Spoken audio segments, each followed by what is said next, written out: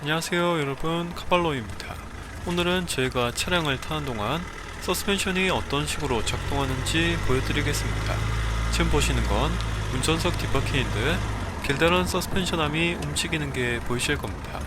도로가 완전한 평면이 아니다 보니 이런 부품들이 조금씩 움직이고 과속방지턱을 지날 땐 심하게 흔들립니다. 충격을 완화할 수 있도록 고무 부싱이 들어가는데 이런 식으로 생긴 겁니다. 이런 부싱이 지금 보시는 곳에만 7개가 있습니다. 크로스멤버 부싱 2개, 서스펜션암 부싱 4개, 휠너클 부싱까지 총 7개입니다. 폐차할 때까지 교체 안 하시는 경우가 대부분인데 승차감을 위해선 교체해 주시는 것도 나쁘지 않습니다. 여기 이 부분을 휠너클이라고 하는데 옆에 캘리퍼랑 쇼크 업서버가 붙어 있습니다. 물론 허브 베어링도 있는데 그 덕분에 바퀴가 쉽게 회전할 수 있는 겁니다.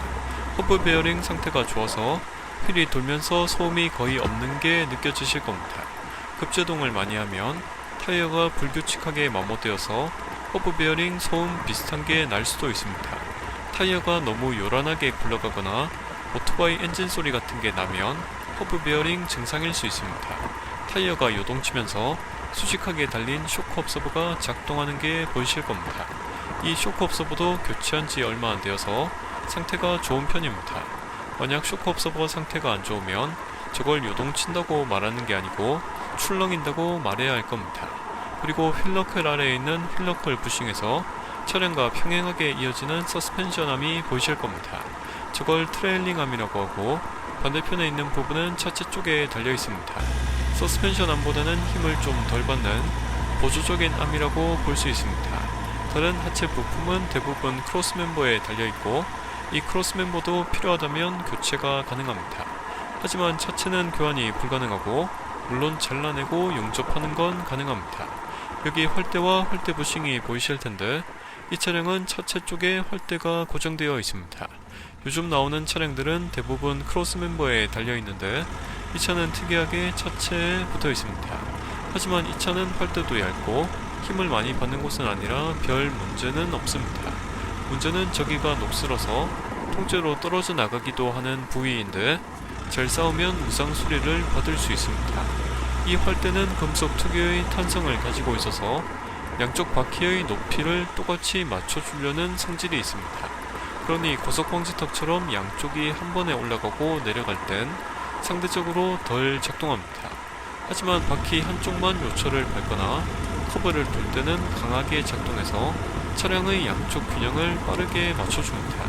그런 작용을 하다보면 활대가 이 부싱 쪽을 자꾸 비비면서 부싱이 점점 벌어집니다. 그러니 고무 비비는 소음이 많이 나고 양쪽 균형 잡는 게 예전 같지 않다면 활대 부싱을 교환해야 합니다. 참고로 트레일링암 바로 위에 있는 건 사이드 브레이크 케이블입니다. 물론 전자식 사이드 브레이크에는 저런 게 없습니다. 가끔 저기로 나뭇가지 같은 게 끼면서 케이블이 손상되기도 하는데 필요하다면 교환하시면 됩니다. 물론 가장 좋은 건 운전 중 한눈 팔지 말고 낙하물을 싹 다 피해가는 겁니다. 그리고 활대 끝 부분에 연결된 게 활대 링크입니다. 양쪽이 볼 조인트로 된 막대기 같은 건데 한쪽은 쇼크 업서버, 한쪽은 활대와 연결되어 있습니다.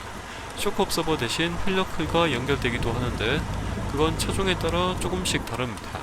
이 활대 링크가 있는 이유는 충격을 완화해주는 겁니다.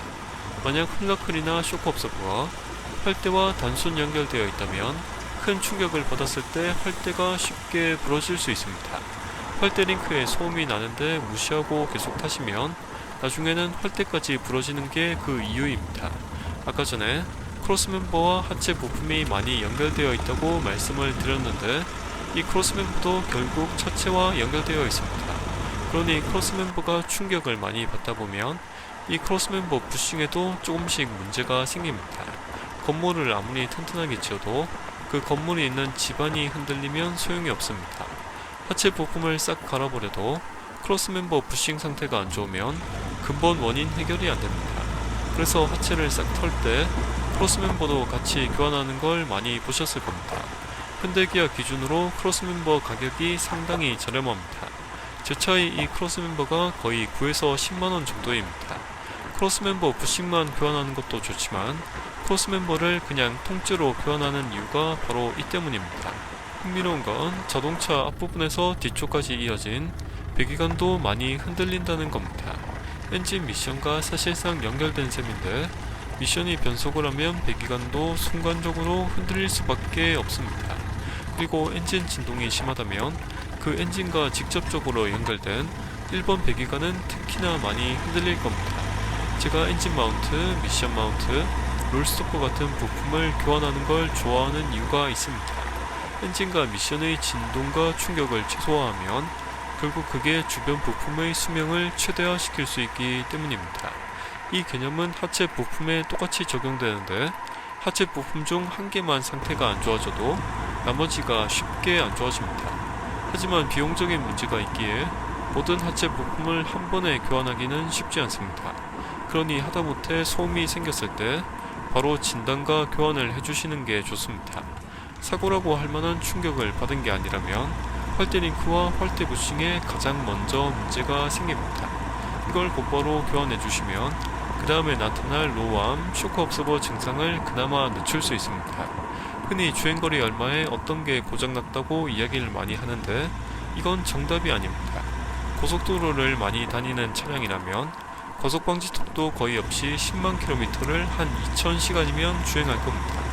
하지만 일반적인 차량이라면 과속방지턱은 내 친구이고 10만 킬로미터를 3000시간은 주행해야 합니다. 그러니 헐대부싱을 예로 들면 한 6만 킬로미터 탄 차량에 문제가 생기기도 하고 20만 킬로미터가 넘어도 괜찮을 수 있습니다. 리프트로 띄우고 봐도 진단하기 어려운 게 하체 부품이라지만 본인 차량을 본인이 진단하는 건 그나마 쉽습니다.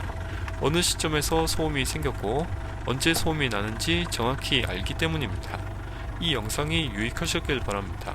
감사합니다.